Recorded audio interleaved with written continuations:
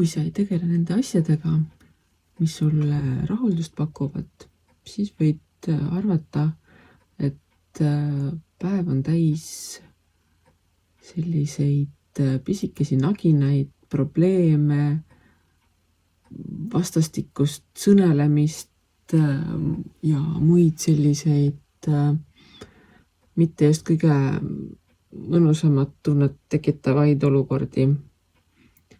Sinu ülesandeks on täna leida üles see emotsionaalne alguspunkt, kust sa tead, millest algavad sinu head tunded, sinu võib-olla mitte nii head tunded, mis iganes probleeme tekitavad või muud sellist.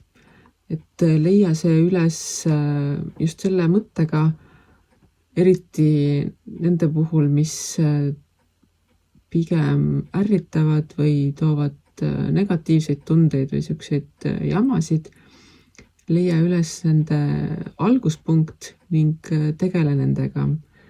Nendega tegelemine aitab sul tulevikuks üle saada nendest nii-öelda triggeritest ehk käivitajatest ning hilisemalt ei ole neid selliseid sõnelemisi, nagistamisi ja muid jamasid sul enam vaja läbi teha.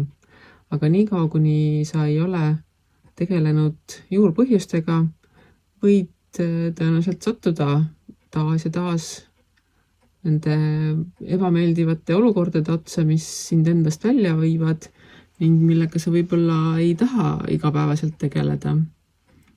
Ehk siis tänase päeva ülesanne, võta mõne oma käivitaja silme ette, vaata, kus on tema juurikas, juuri see välja, tee ümber, muuda ära ning edaspidi võtta järgmine ja niimoodi ükshaaval jupi kaupa saadki luua omale parema ja tasakaalukama ning võib-olla isegi rohkem rahuldust pakkuvama elu ning see emotsioonid ei pea käima ühest seinast teise edasi-tagasi, vaid võivad ka vaikselt lainetada, mitte olla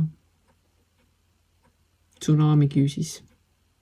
Nii et leia üles juurikad, juuri välja ning sealt edasi naudi elu.